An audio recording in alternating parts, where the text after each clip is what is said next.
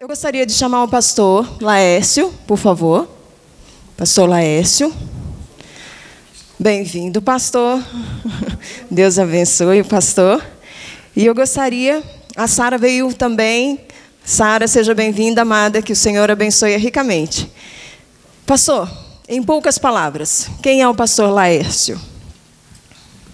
Ah, meu Deus, é difícil você falar de você, mas fácil quando você fala dos outros, né? A popular fofoca, né?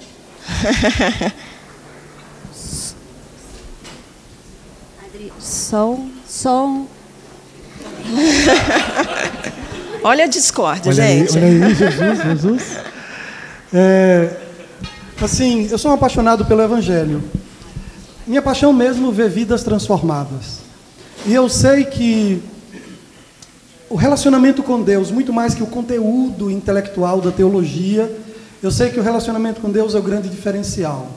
O que a gente pode mesmo é despertar curiosidade. A gente pode falar sobre Deus de uma maneira tão interessante que as pessoas fiquem curiosas para saber que tal sujeito é esse, né? E aí você começa a construir uma imagem de Deus. Tentar ser original, tentar eu mesmo estar com Ele, para que não corra o risco de, tentando mostrar para os outros quem é Ele, eu mesmo não saiba de quem se trata. Compreende meu medo? Meu medo é que eu esteja iludido, que a minha relação com Ele não seja real. Então eu luto muito, é mais uma luta do Espírito Santo, né? Eu procuro não atrapalhar, para ter um relacionamento real com Ele. Isso para mim é fundamental, ser amigo dEle. Às vezes custa caro. Esses dias eu tinha que pregar um sermão muito complexo. Eu me lembro que na semana eu fui para a igreja e fiquei andando na igreja sozinho. Minha igreja é muito bacana, é uma mansão muito legal, tem toda uma estrutura, uma mansão, vocês imaginam, muitos quartos, muitos banheiros, piscina, um gramado precioso, muito bonito, muito agradável o ambiente.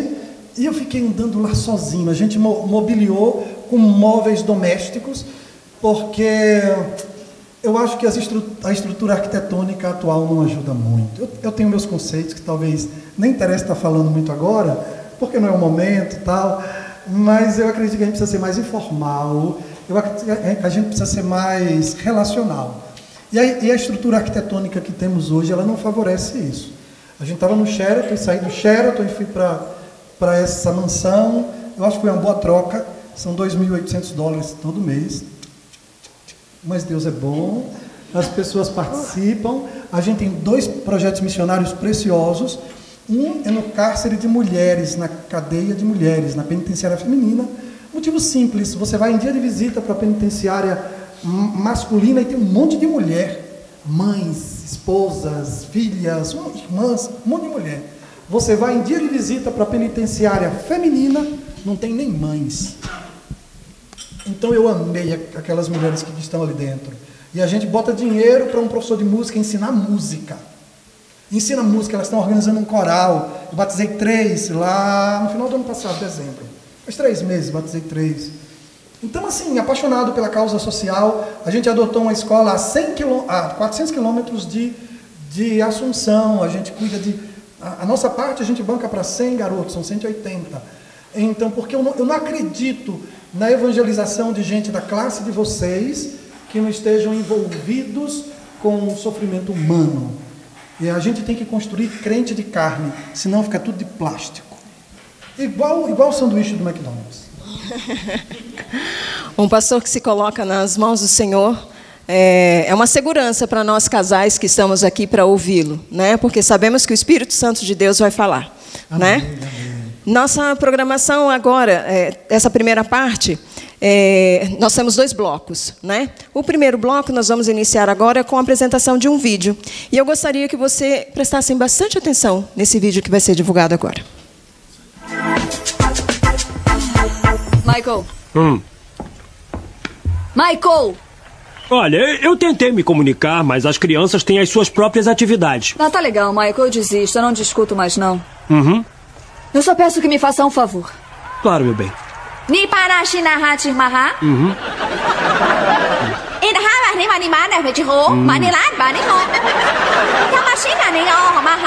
Isso, vamos!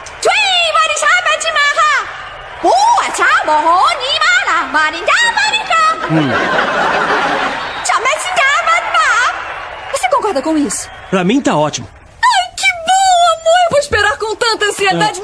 Vai ser tão divertido, você vai adorar!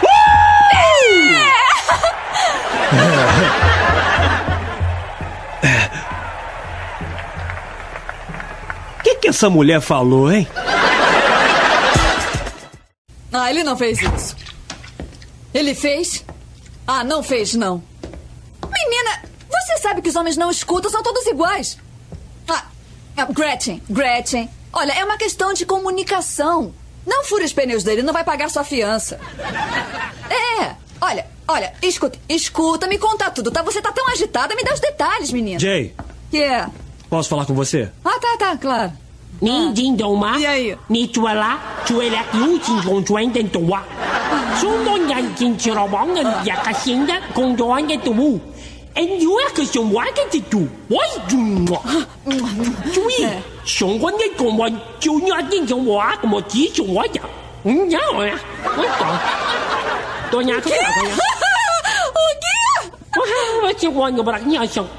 Pode fazer isso pra mim? Tá, claro, tudo bem. Legal, eu tô ansioso pra fazer isso. Eu também. Nossa. Gretchen, olha, eu te ligo depois, tá? Não, peraí, você ouviu o... Não, esquece. O que foi que ele disse?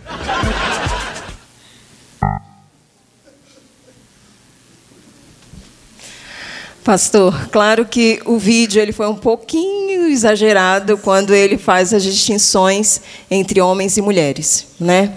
Mas nós gostaríamos de saber quais as principais distinções, sejam de cunho emocional ou psicológico, entre um homem e uma mulher. Veja, a gente tem o texto bíblico pontuando com bastante clareza que a mulher é diferente do homem. Quando você abre a Bíblia, em um homem que você pode pensar que ele era meio grosseirão, mas ele não era. Ele era muito legal. Ele era muito bom com as mulheres. As mulheres de sua vida eram bem atendidas, inclusive a sogra. Sim, Pedro. Pedro era um sujeito que ele parece grosseirão, mas ele era um homem 10 com as mulheres. Sobre os apóstolos, está registrado que ele foi o único apóstolo que levava a esposa dele com ele. Os outros, só Pedro que levava a esposa dele com ele. Ele fazia as viagens missionárias, mas a esposa dele ia junto. A sogra dele, ele pediu a Jesus que a curasse. Ele levou Jesus na casa dela para cuidar dela. Então, ele era um homem muito especial. E ele escreve, na sua primeira carta, ele escreve no capítulo 3, no verso 7, ele pontua algumas coisas importantes do tipo assim, que nós homens devemos ser sensíveis às necessidades do lar, comuns do lar. O que é comum? Lavar, passar e cozinhar. E varrer. Limpar. Isso é comum. E ele diz que nós devemos ser sensíveis às atividades comuns do lar. E diz que a mulher é a parte mais frágil. Frágil é uma palavra interessante, porque não é fraca, mas é uma palavra perigosa, porque a gente pode tentar tratar a mulher como menino, menina. E a palavra de Deus pontua que mulher é idônea. A gente precisa, com muita urgência, resgatar a teologia da mulher. Historicamente, a mulher foi deslocada de sua posição, foi deslocada de sua importância, foi deslocada. E ela aceitou. O mais perigoso hoje é que ela mesma não sabe se definir. Então, a gente não sabe, a gente fica lutando muito para descobrir quais as diferenças reais entre homens e mulheres. Não dessa mulher do século XXI que está desorientada, que não sabe necessariamente quem ela é, que algumas vezes ela aceita a sugestão de feminista combatente, militante, beligerante e anti-homem, que é uma idiotice ser anti-homem, como foi idiotice histórica ser anti-mulher. Não se é mais homem sendo anti-mulher, e tampouco se é mais mulher sendo anti-homem. Uma vez resolvido esse tema, de que eu sei o que é um homem, por isso eu vou me casar, de que eu sei o que é uma mulher, por isso eu quero uma, porque eu sei o que é, eu sei do que se trata, eu sei o que eu estou agregando à minha vida, eu sei se eu estou preparado para para agregar alguma coisa a essa vida, aí agora a gente pode começar. Porque a gente pode fazer essa pergunta tendo como base o parâmetro bíblico, ou o parâmetro sociológico. Eu sou meio indignado com alguns encontros de casais, e minha mulher sabe, porque desenham a mulher como uma criatura idiota, que é incapaz de controlar o impulso de consumo, não pode ter um cartão de crédito em um shopping porque faz um estrago. Só que eu conheço muitos homens que também não podem. Não é o fato de ser mulher que desqualifica a mulher para entrar no shopping com cartão de crédito. Compreende? Agora, muitas vezes a gente constrói a mulher que tem. Ao longo dos anos, eu estou com 27 anos de casado, é muito possível que a maneira como eu trato a minha esposa, eu tenha infantilizado ela.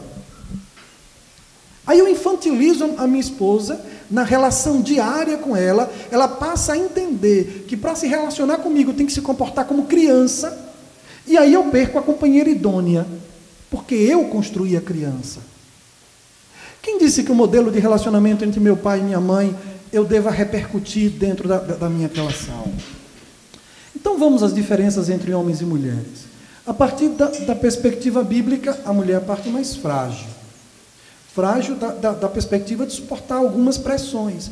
Um exemplo, eu estou na BR com minha esposa, aí a gente está dirigindo, viajando, muitas vezes da Argentina até Sergipe, dá mais de 4.500 quilômetros. Então, eu tiro de lá num carro 1000, eu já fiz isso, creio.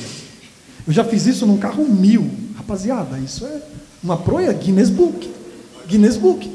Entendeu? Como é o nome daquele carro, mulher? Sei, como é o nome, rapaz? Um Renault Clio. Um Renault Clio com 3 mulheres, 1000 cilindradas. Imagine a prova de paciência. Mas funcionou.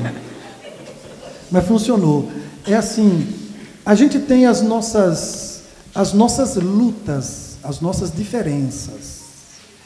Mas eu preciso cuidar para torná-la em igual direito, em igual autoridade diante de minhas filhas. Quem disse que eu tenho mais autoridade do que ela diante de minhas filhas? Tirou isso de onde? A autoridade dela deve ser tão importante quanto a minha. A palavra de Deus diz que ela é idônea. Idônea. Você sabe o que significa idôneo? Alguém faz ideia? O que significa idôneo? Idôneo, idôneo. O que é idôneo? Que é isso que Deus define. Mesmo nível, interessante a colocação, faz sentido. O que mais? Capaz. O que mais? Imparcial. Tudo isso está dentro de alguém que tem domínio de si. Idôneo é alguém capaz de definir o próprio destino. Isso é alguém idôneo. Alguém que pode escolher sozinho para onde ir. A hora de sair e a hora de voltar. As diferenças entre homens e mulheres não é que mulher não tem controle quando entra no shopping. Que eu vejo em muito encontro de casal que tem um monte de desenhozinho animado e trata a mulher como pateta. A diferença bíblica é que ela é mais frágil. Então, no ato sexual, por exemplo, aquele que aprendeu a fazer sexo com um filme pornográfico, ele precisa entender duas coisas. Ali são atletas do sexo, e ali é tudo cheio de corta agora, corta. Aí começa de novo, corta, aí começa, corta, começa. Porque ninguém consegue ter aquela eletricidade, aquela dinâmica daquele jeito. E Ellen White, ela pontua. A gente precisa ter cuidado para que na nossa maneira de tratar, a gente não produza mais insatisfação do que desejo de estar juntos. Uma diferença, a gente, homem, a gente tem uma condição física mais resistente, da perspectiva da explosão. A mulher tem uma condição física mais resistente da perspectiva da duração. Ela consegue segurar um menino no braço mais tempo do que eu. Eu consigo segurar um menino mais pesado, mas ela consegue segurar um menino por mais tempo. E Deus fez diferente a propósito. A propósito, Deus fez assim, para que a gente se complete. Tem diferenças psicológicas? Claro que tem. Eu estou na BR com ela, eu estava tentando dizer isso, e a mente foge, que eu fico olhando para a cara de vocês. Aí a gente está na BR, aí daqui a pouco eu vejo um acidente lá na frente. Eu digo, tem um acidente ali na frente. Aí eu vejo o pé de alguém deitado no asfalto. Tem gente que está no asfalto ali. Ela vira a cara. Eu não, eu passo olhando aí. A natureza bruta, não, eu não sou médico e nem ela é médica. Ela vai dizer, não, tem médica que não tem problema. Mas as mulheres, em geral, não gostam dessa vida dura e agressiva que o pecado trouxe. A condição onde a gente está agride muito mais a natureza feminina do que a masculina. O homem é agredido pela condição de violência, mas a mulher é muito mais. O medo de sair sozinha à noite. Não é que não seja idônea, agora já é um medo. Então a mulher, ela tem uma fragilidade, uma sensibilidade, essa parte emocional, essa parte do risco, essa parte de ser mãe da vida.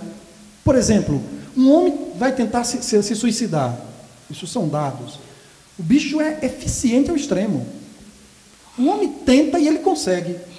Se joga debaixo de um caminhão, pula de cima de um edifício, o bicho é resolvido. Já uma mulher, ela não se vê num caixão estraçalhada, ela não se vê. Então ela toma veneno. Toma veneno. A família chega e tal, e faz uma... Elas tentam se suicidar mais do que a gente, mas tem menos êxito. São menos exitosas. Porque a família chega em tempo e leva para o médico e cura danada, ela vive. Mas ela tenta mais. A mulherada tenta mais. Entendeu? Mas são menos eficazes, os homens são competentes. Nesse negócio de suicidar, o bicho tenta e consegue, é incrível. Tenta e consegue, é danado mesmo, viu? Então, a gente é diferente. Até para morrer, a mulher quer aparecer bem no caixão. Fica lá, pelo menos com uma maquiagem organizada e tal. Ela não se vê estraçalhada. Então, mulher não se mata se jogando embaixo de caminhão. Não existe isso. Eu que vou me jogar de um prédio. Mulher? Não, mulher faz isso. Não. É muito raro. Uma ou outra é muito raro. Mas homem não, ele se acaba, se esbagaça. Essa coisa rasgada. São diferenças. Até para querer morrer é diferente. Essas distinções, pastor, quer dizer, me dá base para concluir que o homem é melhor que a mulher ou a mulher melhor que o homem? Não tem como. Quem disse que diferente é errado, quem disse que diferente é melhor? Diferente é só diferente. E diferente é necessário. Imagine um mundo com todo mundo com comportamento de homem. Seria um quartel pintado de cinza. Assim seria o mundo. A mulher dá brilho, ela é como emoção. A emoção ela é perigosa porque ela é fácil de ser seduzida. Mas a emoção ela dá brilho à vida. A mulher ela dá significado, ela é a mãe da vida. Ela dá razão a tudo que se move, a tudo que existe, a todo o esforço do homem para estruturar e proteger um lar. Isso é ontológico, isso faz parte do ser.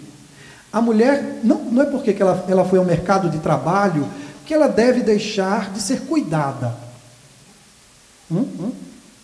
Eu sei que o mercado de trabalho pode fazer uma mulher se ver mais autossuficiente. Mas a autossuficiência econômica não é tudo. Uma mulher, ela sempre vai precisar ser cuidada, desde a perspectiva emocional. O homem também ele vai precisar ser cuidado. Você sabe qual é a maior necessidade de um homem, de um macho? Aí você pensa, já sei, cama, não. A maior necessidade de um homem mesmo, é de conforto. Mas é um tipo de conforto que um sofá macio não pode dar. É um tipo de conforto que um tapete felpudo não pode dar. É um tipo de conforto que só um sorriso acolhedor da mulher que ele ama pode dar. É conforto. A maior necessidade de uma mulher, por menos que vocês creiam, vocês que estão aí, né, atrás dessa câmera, não é dinheiro. Elas gostam, precisam de dinheiro, mas a maior necessidade não é dinheiro. A maior necessidade de uma mulher é de segurança. Já são diferentes nisso. Um homem não se dá... Você não vai encontrar um homem muito carente de segurança. Já a mulher se encontra. Agora, o homem você encontra carência de conforto, aceitação. Ele chega em casa e... Cheguei no meu lugar. É o meu lugar. Aqui eu sou entendido, aqui eu quero sentar, começar a zapear a televisão, não vou ver porcaria nenhuma. Mas daí? Mas eu não quero ver nada. Eu quero só tic, tic, tic, tic, tic.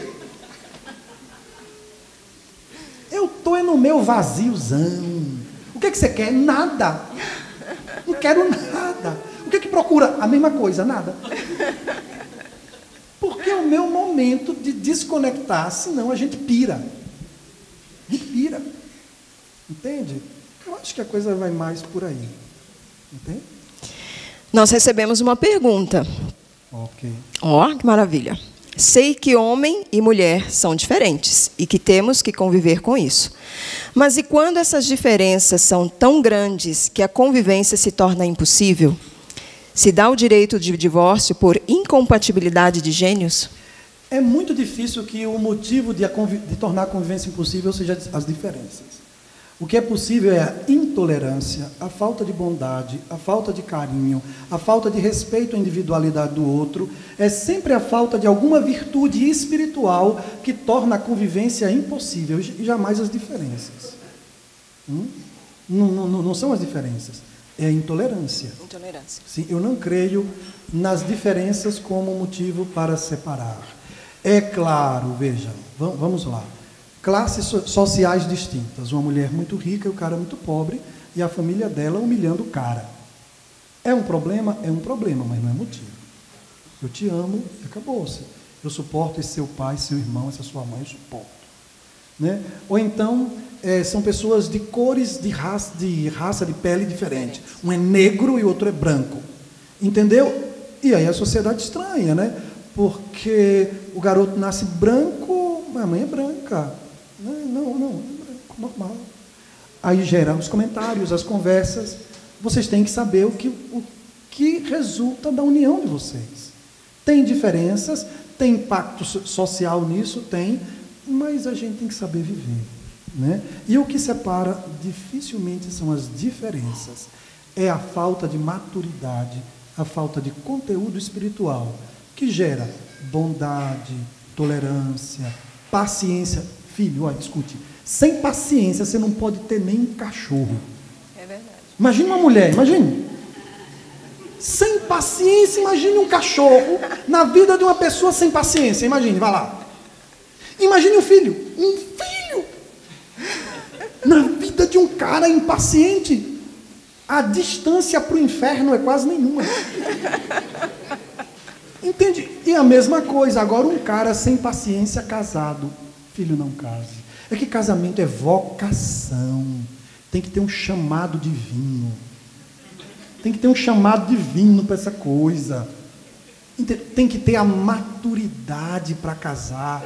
É que casamento não é coisa para aventureiro. Quando eu me casei com essa mulher, eu queimei os navios, minha gente. Queimei os navios. Eu fui para uma ilha deserta e queimei todos os navios. Sem volta. Agora eu tenho que dar meu jeito, Robson Crusoe. Meninos e meninas, perguntas. E aí?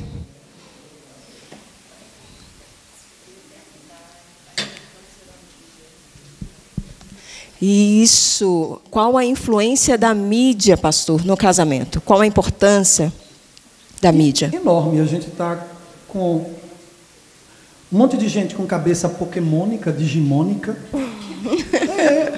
A gente tem pouco contato com a mentalidade bíblica. A mentalidade bíblica é assim. Hoje eu tentei pontuar na igreja. A mentalidade bíblica, ela trata paz como poder. Ela trata paciência como poder. Por quê? Com a paciência você logra, estou com o espanhol na cabeça, você consegue quase tudo e um pouco mais. Você consegue tudo e um pouco mais. Mansidão. Mansidão é estrutura de controle. É estrutura de mira. As virtudes espirituais são instrumentos de Deus para atacarmos o mal que tão de perto nos rodeia. Tá, eu tenho um pensamentozinho aqui, um pensamentozinho chique. Deixa eu abrir. Abrindo.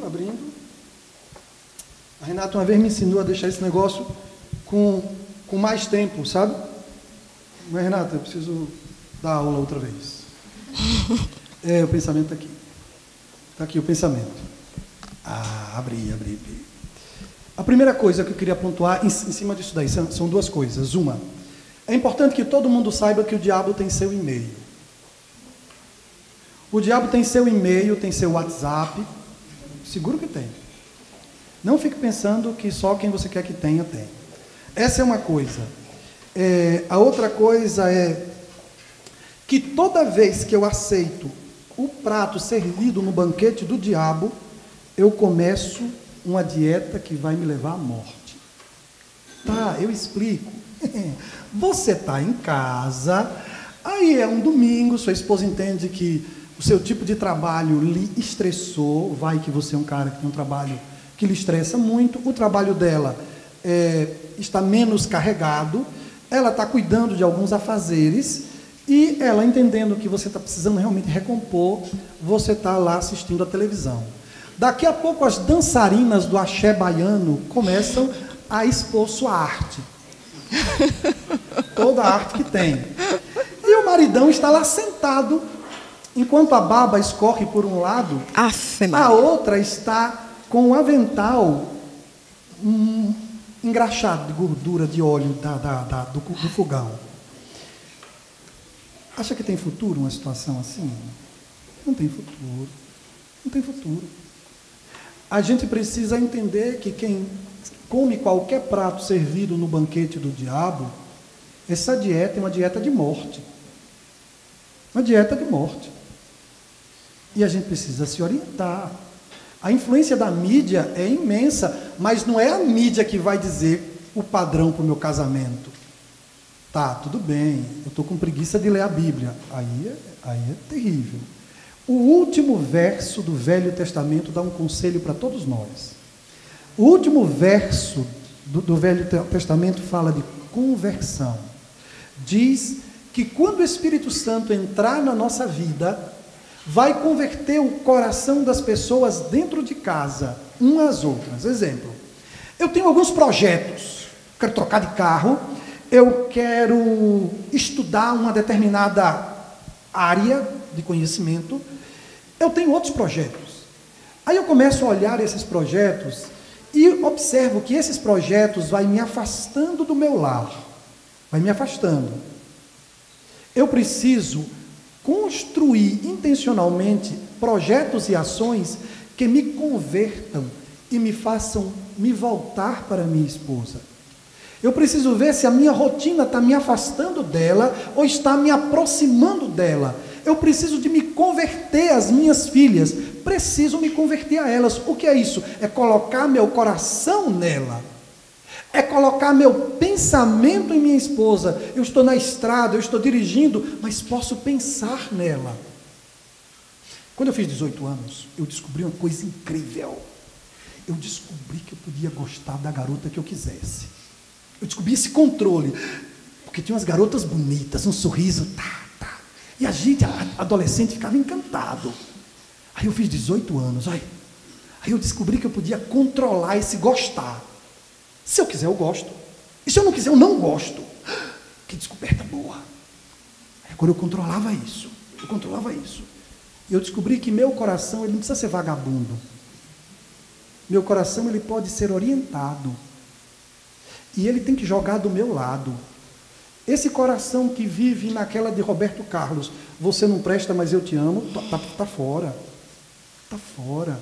Esse coração que não tem direção, que ele faz de mim uma vítima dele, esse coração não me interessa. E a mídia, ela está com essa cultura do siga o seu coração. Aí a Bíblia diz, seu coração enrolado, seu coração é trambiqueiro. Seu coração não é confiável. Não faça negócio com seu coração, porque ele vai lhe meter em fria. A Bíblia é clara. Faça negócio com a palavra de Deus. É segura, não muda, não lhe engana. Então, essas vítimas do próprio coração, que um belo dia, por causa de um elogio, de um galanteador, no elevador, eu já ia dizer ascensor, meu Deus, está difícil, né?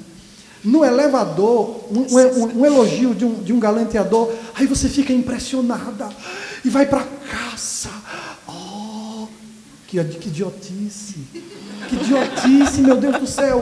Precisa ler Erich Fromm. É uma leitura espetacular, Erich Fromm. É um livrinho assim, você baixa da internet. É de domínio público, é para todo mundo ler. É para todo mundo ler. Esse romantismo que pode acontecer a qualquer momento, pela vizinha que passou com os cabelos soltos, esse mito da grama mais verde, que do outro lado da sua cerca, o pasto, a grama, ele parece mais interessante. Essa cultura de o que é bom está longe de mim. Essa cultura de vítimas da emoção, midiática, é patética. Sem palavras, sem palavras. Meu coração não tem competência para conduzir minha vida. Minha vida precisa de maior segurança. E a mídia, ela trabalha muito com siga o seu coração. Não entre nessa. Mais alguém? Então, nós vamos começar o nosso segundo bloco.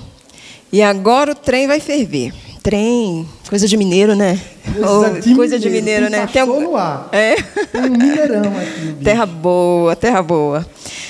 Pastor, quando a gente vê alguns textos bíblicos que falam sobre o casamento, ainda assim nós insistimos naquela ideia de que trazer essas diferenças, essas distinções entre homens e mulheres para o conflito, para um ponto de conflito.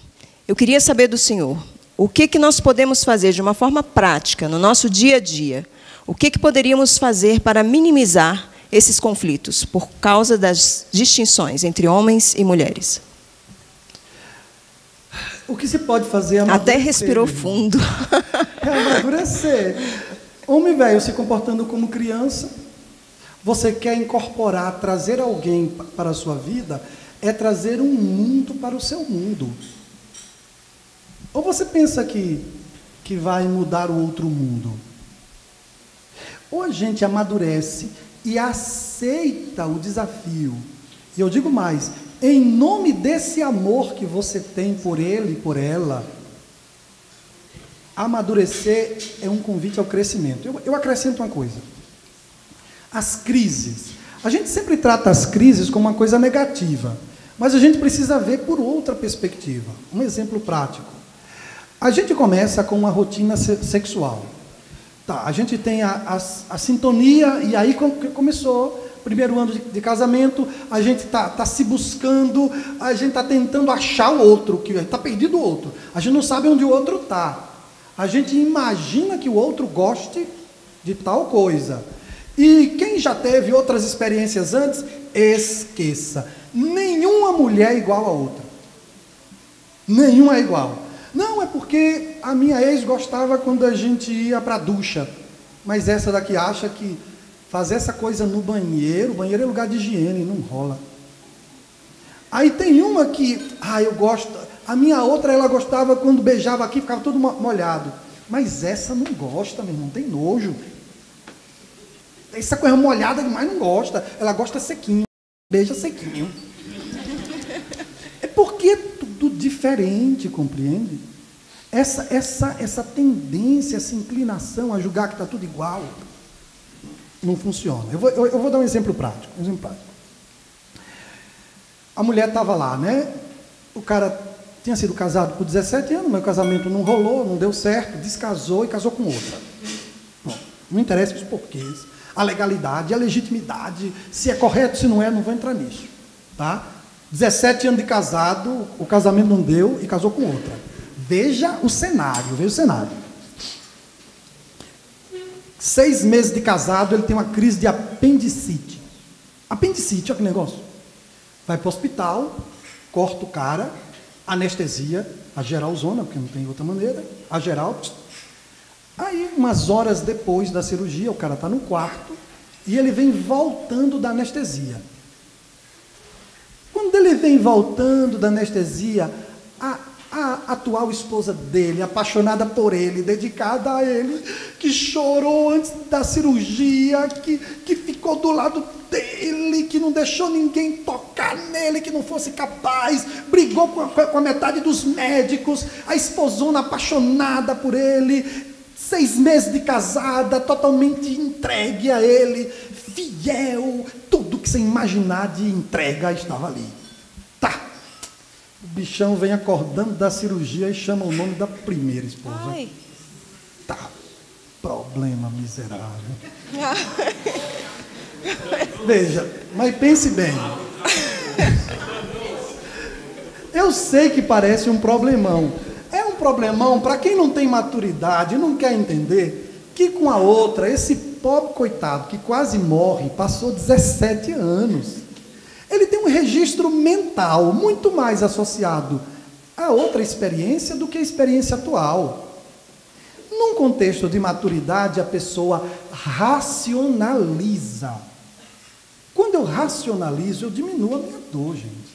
E principalmente se for coerente. Não, o cara, ele não está casado mais com o anterior, está casado com você. Tenha paciência. Não foi um ato consciente, foi um ato involuntário. Mas aí, uma românticazinha, né? Uma mulher romântica com amor de Globo. Amor da Rede Globo, você ficou maluca? De novela. Amor de Hollywood sabe o que é amor. Mas a maioria das cabeças aqui, não, o vento levou foi o irmão Silas, que foi feito pelo o vento levou, né? A maioria das cabeças aqui foi... Gosto também não, aquele negócio que sai do corpo do cara é feio, né? Mas aqueles filmes românticos todos, onde a maneira de amar, na atmosfera do romantismo, é mais idolatria do que amor. Veja, gente, veja, é simples. Se minha mulher começar a me tratar como Deus, meu casamento acaba. Eu não sei ser Deus, eu não sei. Se essa mulher minha cismar de me tratar como se eu fosse Deus, Deus é muito grande, eu não tenho estrutura, ela vai me desorientar, ela vai me desestruturar. E eu já vi muitas mães perderem filhos porque tratou filho como se fosse Deus, e perder marido porque tratou marido como se fosse Deus. E não funciona. Não funciona. A grande chave para a pergunta aqui que ela fez é a maturidade. A maturidade ajuda você a compreender que o cara não chamou o nome da primeira esposa consciente. Ele chamou, voltando de uma anestesia, e que ele tem uma história de 17 anos com ela e tem uma história de 6 meses com você, minha filha. Entendeu? Então, seja lógica e racional, tire o romantismo do cenário, que o romantismo, olha, escute bem, o romantismo ele tem o lugar dele, ele tem o momento dele, mas ele não serve como base para a sua relação. Como base ele não serve. Ele é muito bom dia do aniversário de casamento, aí você compra as flores, mas você viver todo dia pressionado a provar que amor e romantismo são a mesma coisa, pare o mundo que eu quero descer. Pastor, o que o senhor sugere às mulheres que estão em dúvida se devem trabalhar fora ou cuidar da casa e dos filhos, que estão com dificuldades em conceber o trabalho fora e as obrigações do lar?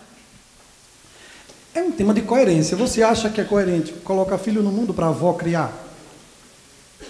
É um tema de opção. Você pode trabalhar fora? Pode. Você pode, mas você saiba que tem custo. Essa ideia de querer que a gente diga, não vá que acaba tudo bem. Vá, mas não acaba tudo bem. É uma escolha consciente, gente. Não se pode abandonar filho e pensar que vai acabar bem, porque não vai. Eu acho que precisa de equilíbrio. A minha esposa, ela é formada, ela tem pós-graduação, uma mulher que fez uma faculdade em uma universidade federal, pesada a faculdade que ela fez, um conteúdo extraordinário. Minha esposa é uma mulher que escreveu um trabalho de conclusão de curso, de pós-graduação, muito inteligente. Eu li um monte de coisa, de Piaget, daqueles caras todos. Eu li um montão de coisas. Eu acho que ela tem que trabalhar. Mas se ela quisesse adotar, porque agora não dá mais para ter, né? Se ela quisesse adotar filhos, eu ia dizer, olha, vamos fazer o seguinte, você trabalha um turno e o outro turno a criança precisa ser educada por você, porque ninguém vai conseguir educar como você. O abraço de ninguém vai ser igual ao seu abraço. O beijo de ninguém vai ser igual ao seu beijo na minha filha, no meu filho. Então eu quero o meu filho beijado por minha mulher. Eu quero que minha mulher, a mãe do meu filho, da minha filha, diga para ele o que é certo e o que é errado. Então, a gente está falando de uma outra vida. Aí, depois que minhas filhas fizeram 13 anos, aí ela foi trabalhar de manhã, de tarde, de noite não, porque o bebezão aqui precisa. Mas foi trabalhar, numa boa. Agora, tem a opção, não ter filhos. Aí uma opção boa. Vai trabalhar, uma grande profissional, uma grande médica, uma grande engenheira, uma péssima mãe. Não é um bom negócio. Eu sei que você não vai se realizar como grande profissional e como péssima mãe. Então tem que administrar isso com sabedoria. Tá? E tem a hora certa para cada coisa. Grande profissional, ótima, é uma escolha. Não quero ter filhos. Essa semana eu conversava com uma. Não quero ter filho de jeito nenhum. Ótima, uma opção justa, é razoável. Quem quiser se casar com você já sabe que você não quer filhos. Acabou a conversa. Opção sábia. Opção sua, você é idônea, você tem direito. Agora, colocar filho no mundo para abandonar filho de pai vivo, isso aí é furada. Isso aí está mal. Abandonar filho de pai vivo, aí não rola, minha gente. Temos uma outra pergunta aqui. O que a Bíblia fala realmente sobre submissão? É somente submissão feminina? É porque a gente não sabe mais nem ler a Bíblia. Nem ler a gente sabe. O que significa sub? Sub, abaixo. E missão é o quê? Missão. A mulher, ela tem que estar abaixo, como o homem tem que estar, porque eu lhe mostro um montão de texto bíblico que manda homem ser submisso.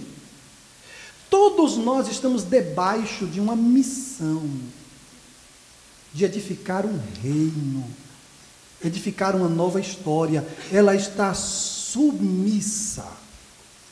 A mesma missão que o marido está, só que o marido, em diversos textos bíblicos, é apontado como submisso à mesma missão.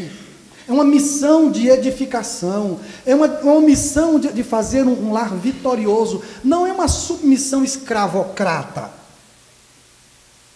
não é uma submissão da vontade, porque se o tema é submissão da vontade, quantas vezes eu abro mão de minha vontade em benefício dela? Olha, esses dias eu estava observando o nosso casamento, e eu estava olhando. A gente aprendeu umas técnicas, né? Umas técnicas interessantes. Assim, a gente está comendo uma coisa, ela faz um bolo muito gostoso, e o bolo é disputado, e todo mundo quer, aí sobra o último pedaço, né? Aí eu percebi que a gente começa a deixar para o outro. Olha que bonitinho, né? A gente começa a deixar para o outro, e eu fico sem querer comer, estou doido para comer o bolo. Mas eu ficaria mais contente se ela comesse. E eu começo a deixar o bolo para ela comer. E o bolo mais desejado do mundo, a última fatia fica intocada. Porque a gente fica calado, esperando que o outro coma. E é uma coisa que acontece muitas vezes em almoços e nos lugares. Eu sei aquilo que é servido à mesa que ela gosta. Então, quantas vezes ela dá uma desperta e diz, não estou muito afim não disso. Eu sei que ela gosta. Só que, por coincidência, eu gosto também. Ela dá um jeito, às vezes, de botar em minha boca. Eu digo, não, eu não quero não. Eu estou sem vontade, eu estou cheio. Você entende como é que vai rolando a coisa? O que é submissão? Quando eu abro mão da minha vontade, sou mais feliz quando ela está satisfeita do que quando eu? Eu sou pequeno por isso? Eu sou fraco por isso? Eu não creio assim. Eu creio que precisa ser muito grande, precisa amar muito, e precisa ter muita intimidade, muita cumplicidade, para que você fique muito feliz quando o outro está muito bem. Compreende essa coisa de submissão? Da perspectiva bíblica, absolutamente inconsistente. Você sabe como termina o texto de 1 Pedro 3,7? Uma Bíblia aqui. Uma Bíblia em português. Aqui tem uma Bíblia em português. Lê aqui, 1 Pedro 3,7, abra. Eu quero que ele leia esse verso. Esse verso ele é muito especial. e ele ajuda com esse tema, e você faz outra pergunta. Sim. Ok? 1 Pedro 3,7, cadê? Já saí da câmera, o cara da câmera fica doido, né? Eu tô aqui, cara, eu vou só dar o microfone para ele. Não, então vem aqui para a câmera, vem. 1 Pedro 3,7 diz assim: maridos, vós, igualmente, vivei a vida comum do lar. Comum do lar. Lavar, passar, cozinhar, essa coisa lá. Com discernimento. Com discernimento. Conectado, ligado. E tendo consideração para com a vossa mulher. Consideração. Não é igual esse cara aqui, ó. Fala e ele nem está aí para o que ela fala. Vai. Como parte mais frágil, tratai-a com dignidade, porque sois juntamente herdeiros da mesma graça de vida, para que não se interrompam as vossas orações. Olha, diante de Deus é a mesma graça de vida. Não tem maior nem menor.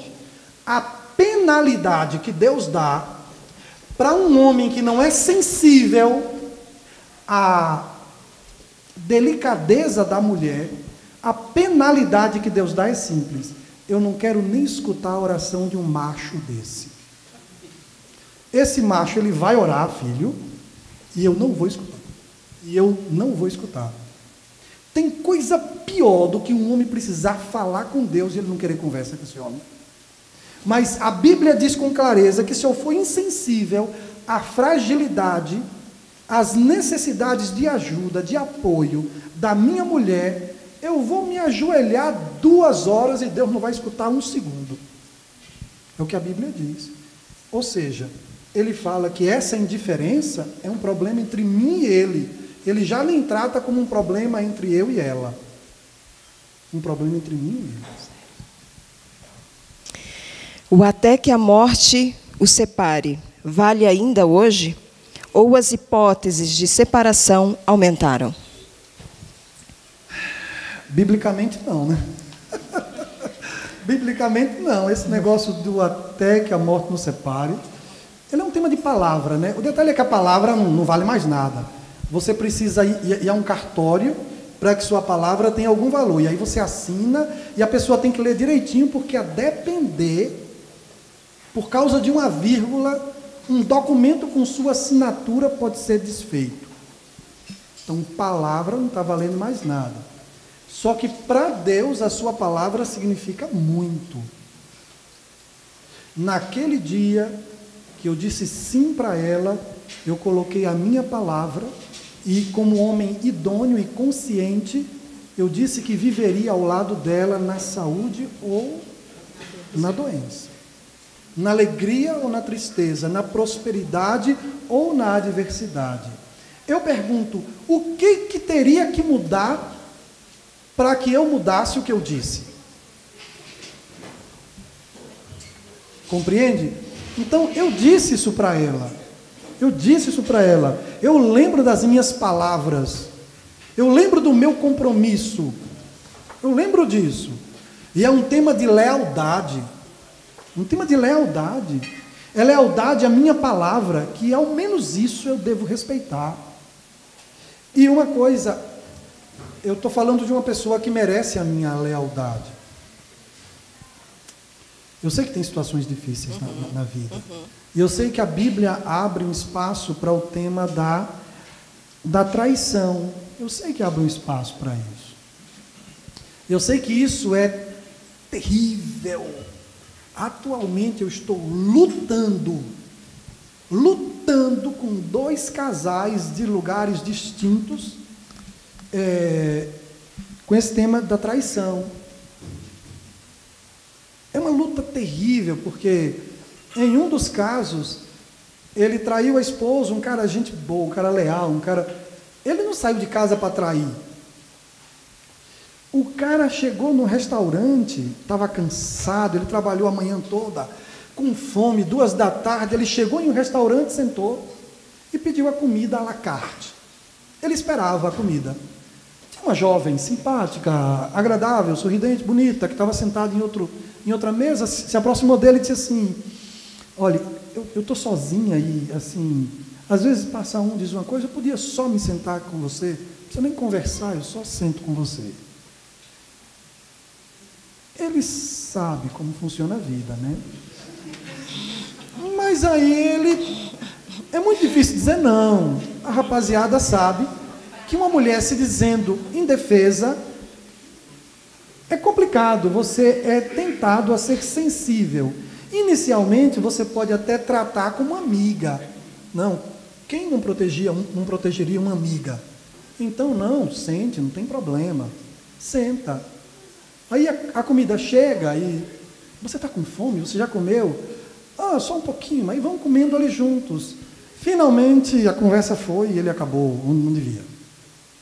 Acabou. Ele foi levado pela situação e pela negligência dele. Veja, existe um fenômeno que Ellen White fala, que se chama terreno encantado. Do inimigo. Eu preciso cuidar para que eu não pise em terreno que tem sua própria magia, que tem seu próprio encanto e que pode cegar os meus olhos. Então, foi errado ele ter aceitado essa ideia de ser protetor dessa jovem que chegou com esse argumento, sincero ou falso, eu não entro nesse mérito. Ele não tem como adivinhar se é sincero ou falso. Mas assim, entrou em terreno encantado? Entrou. Tá. Isso rendeu tanto, meu Deus do céu, rendeu tanto. Um belo dia ele chega numa oficina mecânica para ver arrumar o carro. Aí essa garota está lá. Está lá, acompanhada por outro cidadão. Na saída, vai saindo, aí a garota se despede dele e diz, tchau, irmão. A garota não, o dono da oficina. Tchau, irmão. Aí a garota já se ligou. É crente. É crente. Se é crente, tem esposa, tem família, tem reputação. Já sei. Foi ao dono da oficina e perguntou, assim, veja, como é o nome daquela pessoa, daquele rapaz? Ela conhecia, né? Ah, o senhor X, se fala em espanhol. O senhor X, sim, faz muito tempo que eu não vejo, ele é uma pessoa extraordinária. Você tem o telefone dele? Ah, sim, eu lhe passo, tranquilo. Aí entregou. Aí ela, tchau.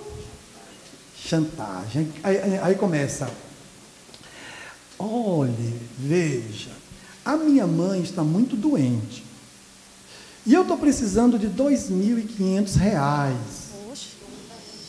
Oxe. É mesmo? Está muito doente então, né? Aí ela precisando, e aí o meu amigo, um santo de minha igreja, me liga, pastor, o que eu faço? O que eu faço? O bicho na angústia, no desespero, aí diz a loucura que fez. Eu disse, fique calmo, que a igreja não prospera com escândalo. Eu não tenho que contar a sua vida para ninguém, para a coisa ficar boa. A igreja não fica mais santa depois que eu conto o pecado dos outros. Não fica. Fico eu e o cara, tentando resolver o drama. Tá bom. Aí eu disse para ele, fique tranquilo, vamos arrumar o dinheiro. Aí ajeitamos o dinheiro. Me deu o telefone dela, ele me deu. Pá. Aí eu disse, vamos fazer o seguinte, diga para ela que um amigo seu vai entregar o dinheiro a ela. Onde eu marco, pastor? Marque no shopping. No shopping. Tem um montão de gente, então shopping. Não tem como ela dizer que eu fiz nada. Não fiz nada. Sentou lá, eu com um envelope de dinheiro aqui, ó. Aqui. Chego no shopping, ela chega, olá, tudo bem? Tudo bem. Eu sentei com ela, aí com aquela cara de 007, sabe como é, né? Aquela cara de cangaceiro. Cara de cangaceiro, eu tava, cara de cangaceiro. Aí eu sento, eu disse a ela, você sabia que meu amigo está sofrendo por causa disso? Ele ama a mulher dele. Você sabia que ele ficou arrependido de ter ficado com você? Pior ainda, ele nem gostou de ter ficado com você. Também eu botei para quebrar. Também o que eu podia... Mas tem um detalhe. Veja só. O dinheiro que está aqui é uma ajuda para sua mãe. Mas eu vou dizer uma coisa para você. O time que meu amigo torce é o Flamengo. Eu disse assim para ela, é o Flamengo. Se o time dele perder e ele chorar, eu vou atrás de você. Meu amigo não vai chorar na vida nunca mais, porque eu vou desconfiar que foi você. Está aqui o seu dinheiro. Agora, faça um favor para a sua vida. Quem sou eu? Não sou eu. Suma! Suma! Desse jeito. Ela pegou o dinheiro e meu amigo está feliz até hoje, casado, resolvido. Tá lá. Não precisei contar para a mulher dele, porque ela não ia ficar mais apaixonada por ele, depois que eu contasse.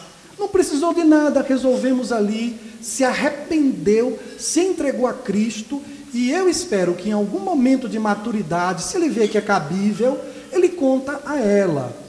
Contar a ela é um problema dele, não é um problema meu. Não é um problema meu. O que eu faço? Tirar o diabo do calcanhar. O diabo estava mordendo o calcanhar dele, eu dei um jeito de tirar o diabo do calcanhar dele. Foi o que eu fiz, entendeu? Agora, contar a esposa dele vai depender da maturidade da relação. Compreende? Essa coisa vai por aí. Entendi. Outra pergunta, pastor. Meu esposo tem enfrentado dificuldades no trabalho e chegado estressado em casa. Eu vejo que quando quero tratá-lo bem ou conversar, ele não gosta. Tem me tratado com indiferença ou grosseria. Como posso ajudá-lo nessa situação quando está estressado? É bronca aí, viu? É bronca porque homem estressado é problema, né? Homem estressado é um problema enorme. Gente, ninguém aguenta a gente estressado, não. Ninguém. Mas mulher a gente acostuma, tem TPM todo mês. Mulher, a gente está treinado, não tem crise, a gente vai sendo treinado homeopaticamente.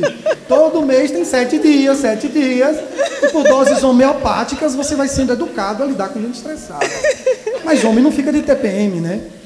Homem tem crise existencial, crise da meia-idade, essas coisas tudo chega. Por exemplo, quando você chega aos 50 como eu, que você percebe que não corre mais como o garotão corre, aí você fica querendo ser garotão outra vez, porque você acha que correr é grande coisa, entendeu? Aí você lembra que de quando você tinha 20 anos, quando eu tinha 20 anos, eu corria atrás de uma bola o dia todo. Hoje eu não corro meia hora. Né?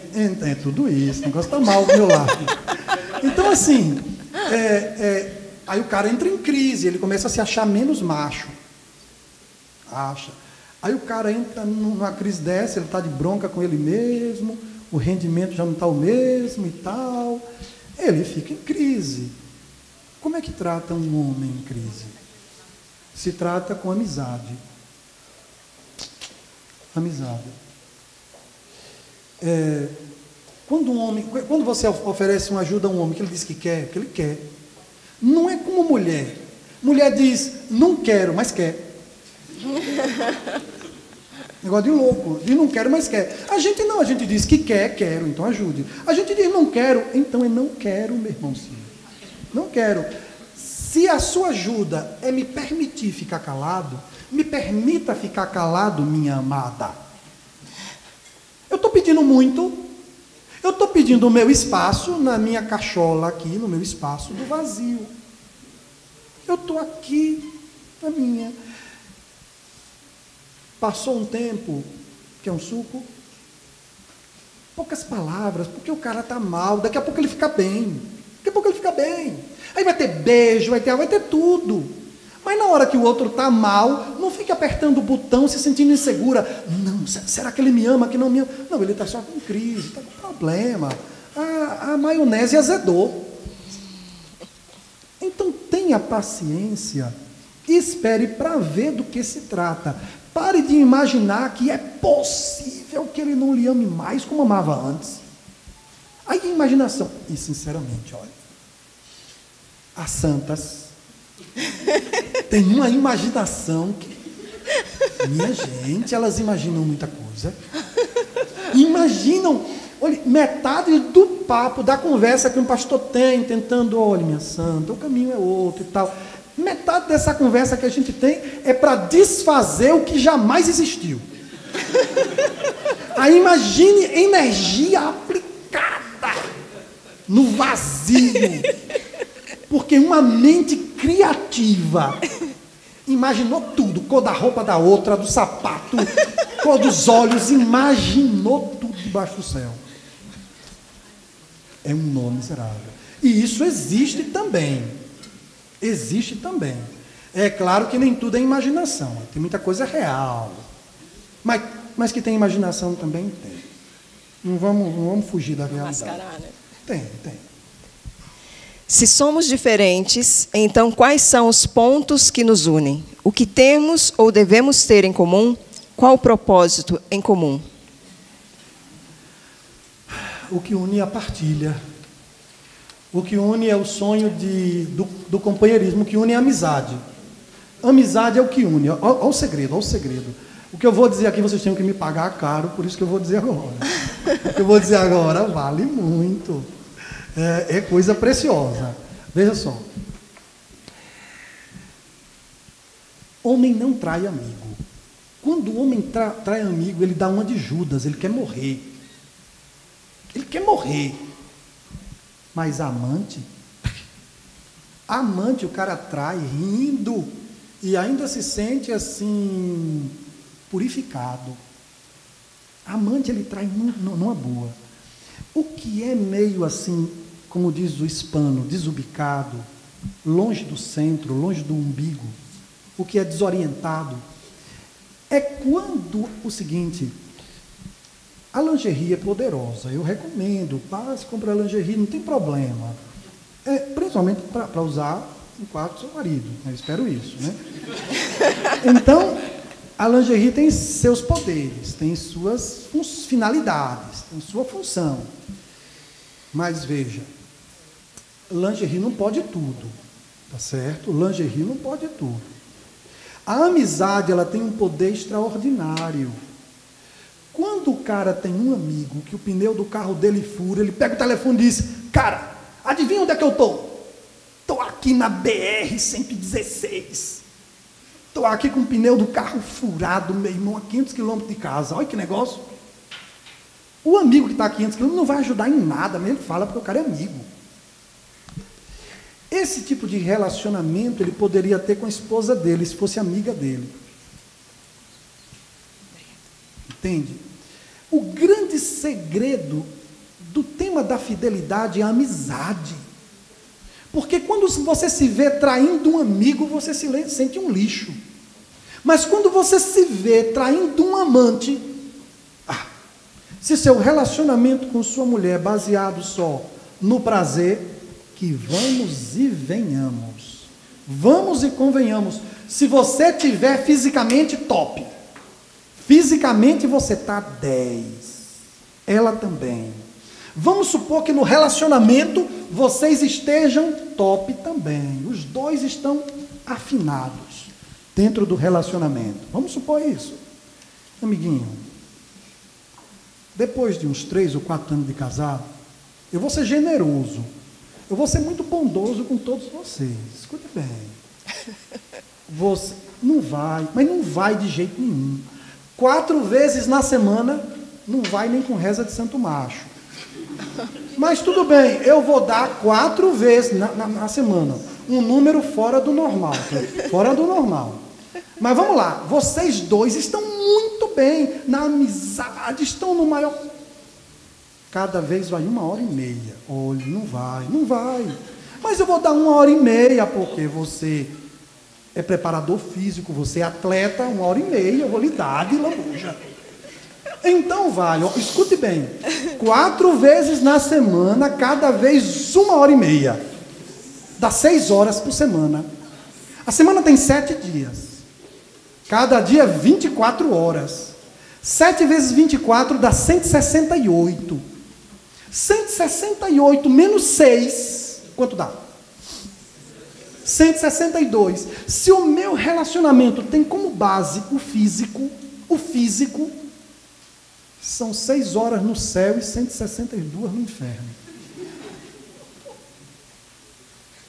Então o físico físico é muito pouco para segurar uma relação. A nossa cultura aposta muito no físico. Não, ele não está me procurando tanto. É porque eu tenho que comprar as roupas novas para atrair a atenção do seu marido. Não tem mal nisso, não. Mas o que eu estou dizendo é que você precisa acreditar mais na amizade que na lingerie. Não que a lingerie não tenha seus poderes, mas tem um poder limitado. E a amizade tem um poder muito... Do meu homem, eu já escutei muito disso. Do meu homem eu cuido bem. Meu homem é bem abastecido. Não existe isso. Homem, ele pode ter 300 filhos num ano. Você só pode ter um. Homem é um bicho diferente.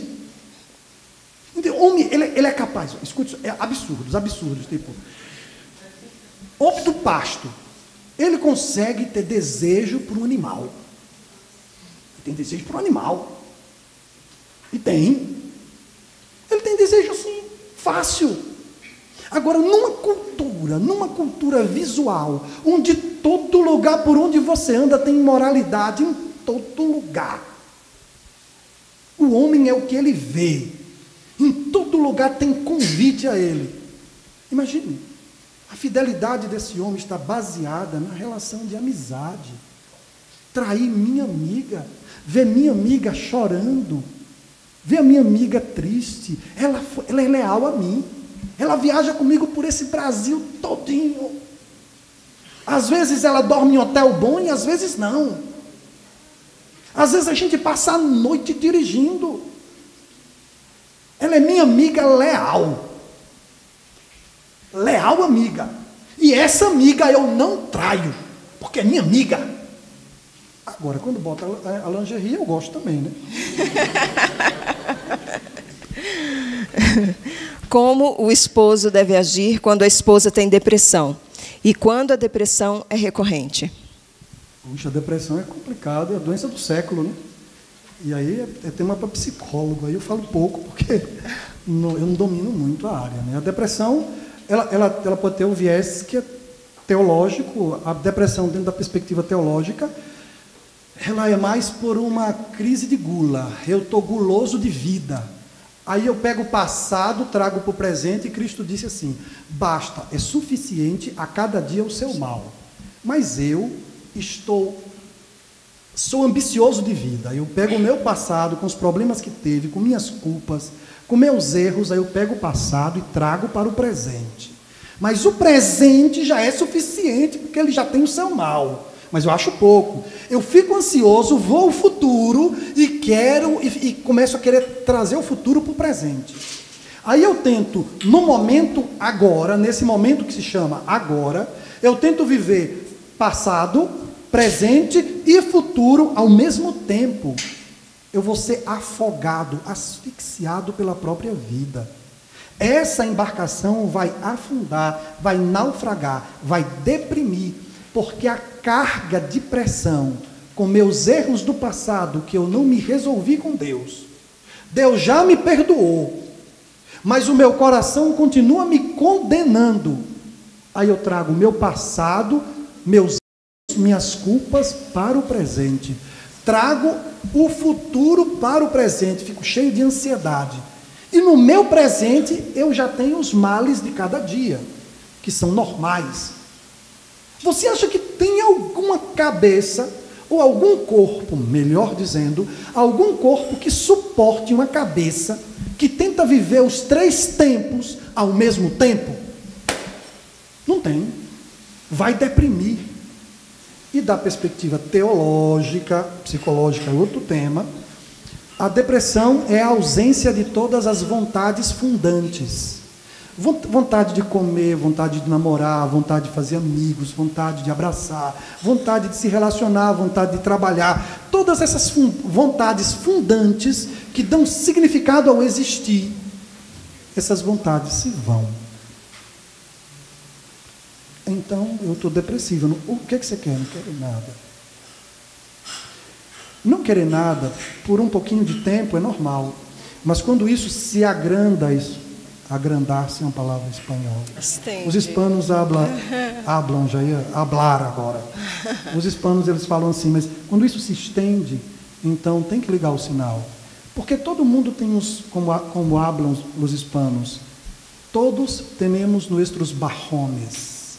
Às vezes, quedamos bajoneados, como chamam eles. É normal. O tema é quanto tempo você está bajoneado, na baixa, na depressão da linha da vida. Quanto tempo você passa lá embaixo? Quanto tempo você passa no poço? E a pergunta é, quanto tempo você necessita para ficar de pé depois que a vida lhe deu uma rasteira? Depois que a vida dá um golpe em você, quanto tempo você necessita para ficar de pé? Vai depender muito de alguns elementos, um deles, maturidade. Ajuda. Não é tudo, mas que ajuda. Porque eu preciso aprender a resolver as equações da minha existência. E na minha existência tem equação para ser resolvida.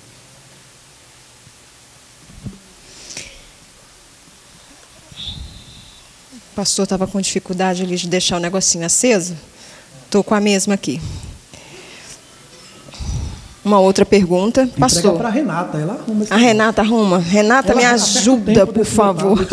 Eu tinha outro, Renata, já é outro. Tá. Meu esposo tem enfrentado dificuldades... Opa, essa já foi. Qual o conselho para um casal cujo marido é de cultura machista e não quer ajudar com a casa e os filhos? Quase todos, né? Gerou um burburinho assim, de repente. Machista são quase todos. Mas eu queria entender que fenômeno é esse chamado conversão, que muda a minha vida em algumas coisas e não muda em outras. Eu preciso não apenas entender que o sábado é do Senhor, mas eu preciso ressignificar minhas relações também. Se eu vivia uma vida sem Cristo e eu era machista, é compreensível. O diálogo mais longo que Jesus Cristo teve foi com uma mulher. O diálogo mais profundo que Jesus Cristo teve teologicamente na Bíblia foi com uma mulher. E olha que ele teve um diálogo importante com Nicodemos, mas com a mulher samaritana foi um diálogo profundo. Uma mulher extremamente inteligente, extremamente capaz. Quando Marta acusa Maria de estar aos pés de Jesus, ali sendo atendida, não é porque Marta estava se sentindo sobrecarregada, não. É porque na cabeça de Marta, ela não admitia Maria em postura de discípula.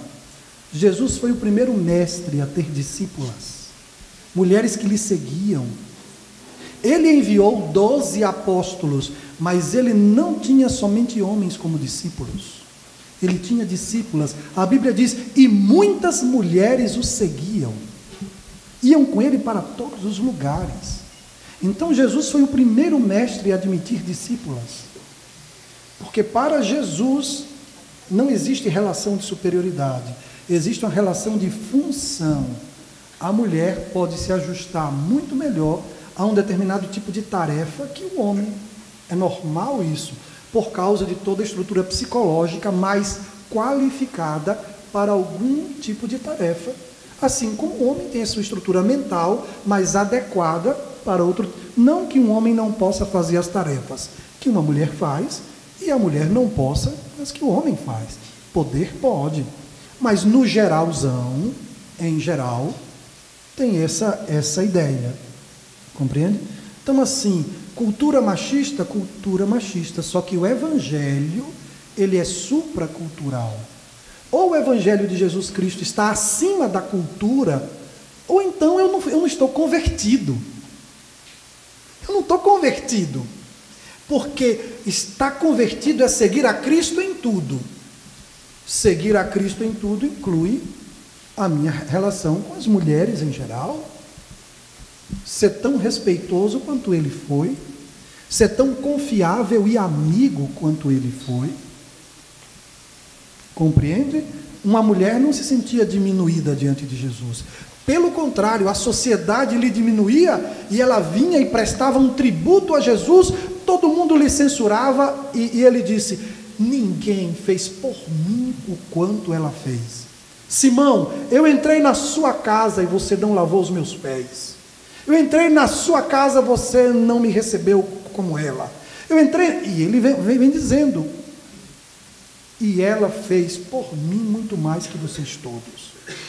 Naquele momento, ele ergueu essa mulher e colocou acima de todo mundo que estava lá na mesma casa. Então eu não vejo Jesus depreciando mulher, humilhando mulher. Jesus, toda mulher, ela deveria orar 10 vezes mais pela obra maravilhosa que Jesus Cristo fez, em de fato libertar a mulher, ao menos se esperava que delas mesmas. Porque os maiores machistas que eu conheci eram mulheres, não se engane. Mulheres que precisam se converter e entender que Jesus não admite o machismo. Porque em Jesus não há judeu nem grego, homem ou mulher, bárbaro ou cita. Em Jesus não existe discriminação de raça, de nada, ou de gênero. Não existe. Então, machismo é um tema que se fala de pessoas que não têm a Cristo. Não existe possibilidade de machismo para quem algum dia repousou os seus olhos sobre o texto bíblico. Se algum dia os seus olhos tocaram o texto bíblico, não tem espaço para machismo. Na Bíblia, não. Não em Cristo. Não em Cristo. Agora, se alguém tem outro Senhor além de Cristo, aí é outro problema, envolve tema de salvação, aí envolve um montão de outras coisas. Nós já estamos quase encerrando. Ok. E gostaríamos, pastor, de ouvir um conselho final. Uma mensagem. O que o pastor diria? Eu diria.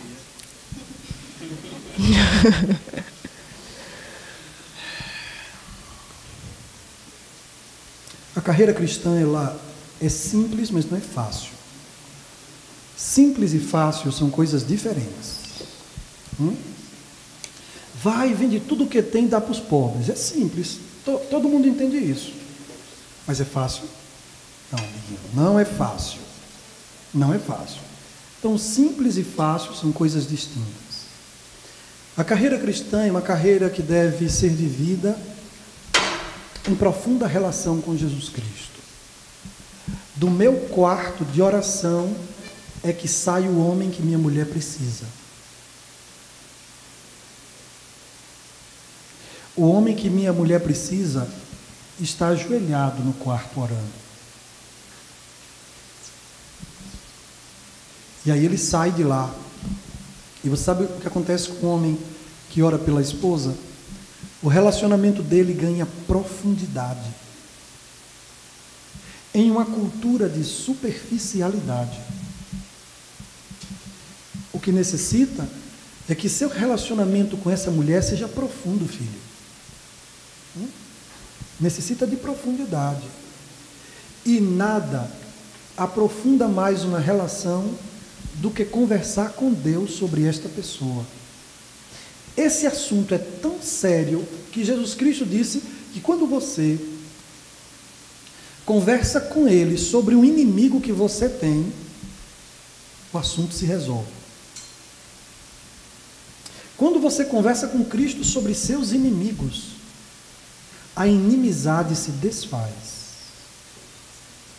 Quer um conselho bom? Perdoe. Perdoe. Esses dias, o cidadão traiu a esposa. Há uns 6 meses atrás. Traiu a esposa e eu disse para ele, cara, tá mal, mas sua mulher lhe ama. Eu creio que tem esperança. Eu fui a ela, conversar com ela. Ela estava extremamente resistente e tudo mais. Eu disse, querida, vocês têm 3 filhos, vocês têm uma história.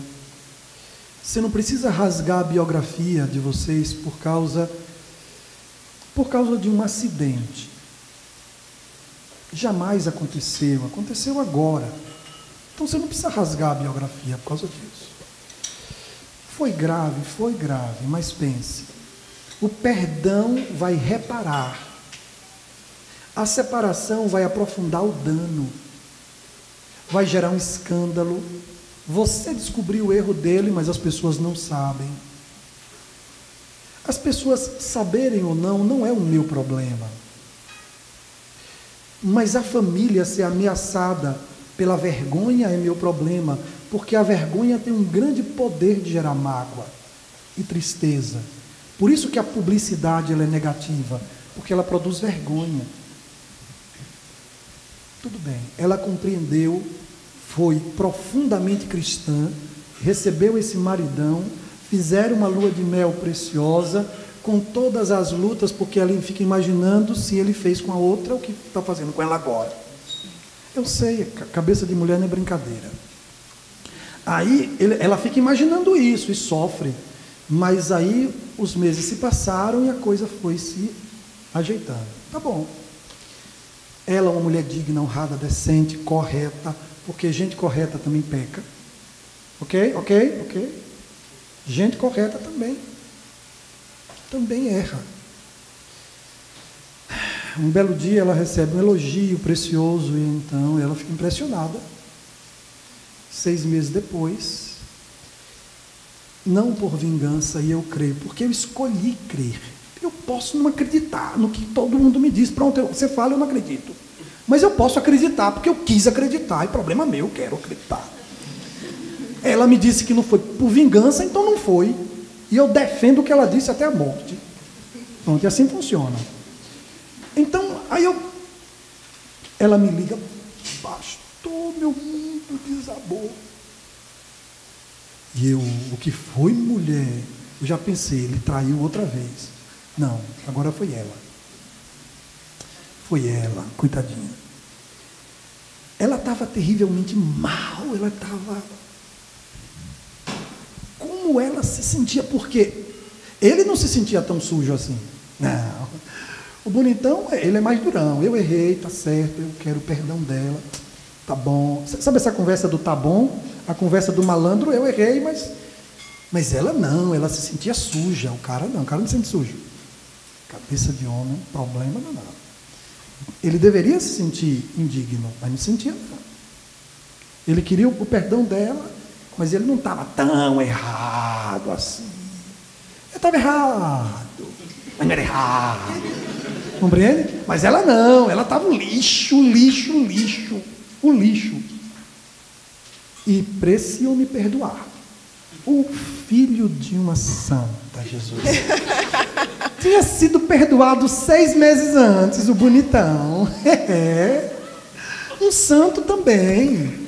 Tinha sido perdoado 6 meses antes. Agora foi o turno dele. Que isso é por turno.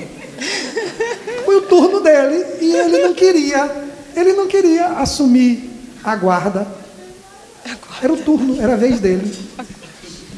Cadê que ele não quis? O bichão duro, aí eu tive que sentar com ele.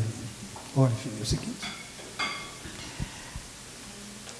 Primeira coisa é que, imagine Deus vendo sua atitude. Você acha que vai ter perdão para algum pecado que você cometa na sua vida a mais? Enquanto você não perdoar esse e reparar. Porque é o credor incompassivo. O cara tinha uma dívida, aí vai e pede perdão, e o credor perdoa. Ele sai e tem uma pessoa que deve a ele. Essa pessoa que deve a ele pede perdão e ele não perdoa. Olha que filho. Ai, vê que desaforo. Como é que o cara acaba de ser perdoado, ele dá as costas e agora não perdoa? Não, bonitão. Mas tem um problema com homens. Eu já conversei com vários homens que foram traídos. É uma dor grande para homem, para mulher, para qualquer um é dor. Para qualquer um é dor. Mas Jesus cura tudo. E Jesus ele pode restaurar uma condição ainda melhor do que o que existia. Jesus pode. Pastor não pode, igreja não pode, mas Cristo pode. Tá bom. Esse bendito, ele volta, eu explico a ele, olha, o caminho para você é restaurar a relação com ela. Perdoe a sua esposa. Ela lhe ama. Mas como ela me ama e erra? Eu explico. Abra a Bíblia. Gênesis 32. Você tem lá que Jacó, em Gênesis 29 primeiro, Jacó amou a Raquel tremendamente, e esse amor foi tão grande que o calor do dia e a geada da noite parecia como nada por 7 anos, depois mais 7, pelo muito que ele amava. Veja que amor é um negócio poderoso, né? Você segue 8 versículos depois, diz assim: e acendeu-se a ira de Jacó contra Raquel. Oxente, esse caba não estava apaixonado 8 versículos antes.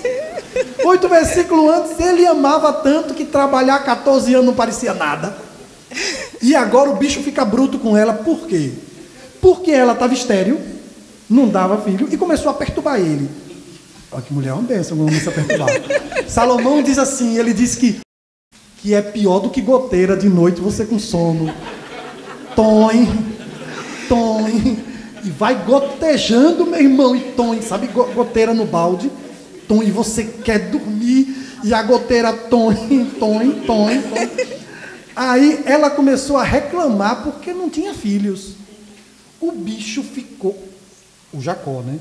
O bicho ficou azedo e disse: estou por acaso eu, no lugar de Deus que fez você não dar filho? Eu lhe amo, é você estéril, o problema não é meu não. E eu não tenho como mudar. E o bicho ficou bruto. Porque ela condenou muito o cidadão. Ou seja, é possível amar e pecar contra a pessoa? É possível. É isso que eu quero dizer. Por provocação, por negligência, sei lá. Eu só sei que todo mundo aqui é humano. E é incoerente esperar a perfeição do outro, gente. Incoerência. É incoerência esperar do outro o que você não tem para oferecer. É incoerência. Então trate o outro como ser humano. Como ser humano. Sem perdão, não tem futuro. Sem perdão, não tem futuro.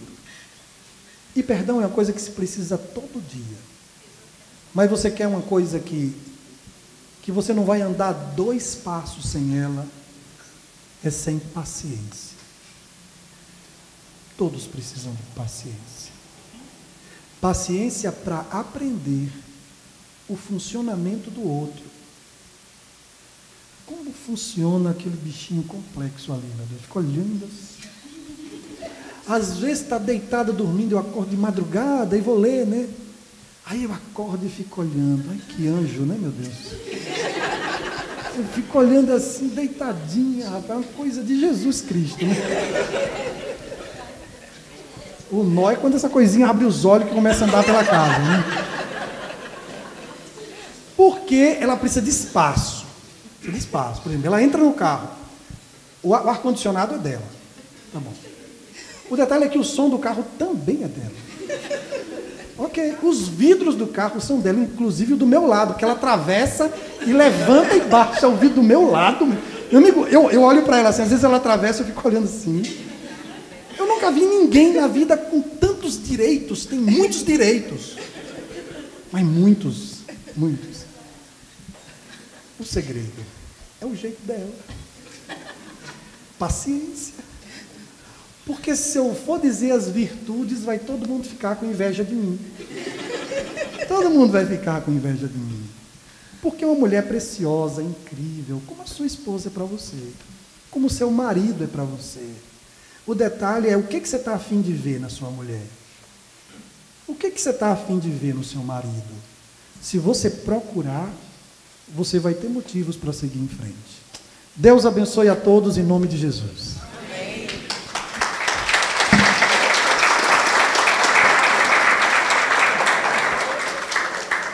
As palmas já dizem que nós gostamos das considerações que foram feitas aqui. né?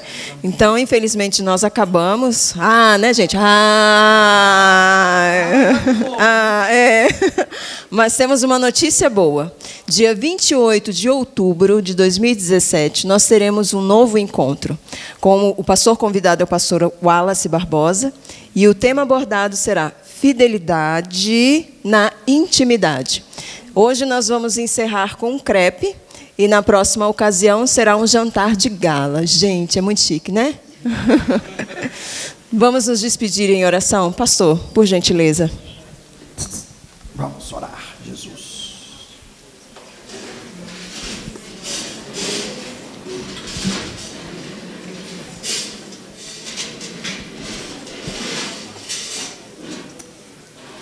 Eu não gosto muito de pedir para dar as mãos, eu gosto muito que fique à vontade. Porque quando a gente pede, alguém não dá a mão, aí todo mundo pensa, eles dois não estão bem.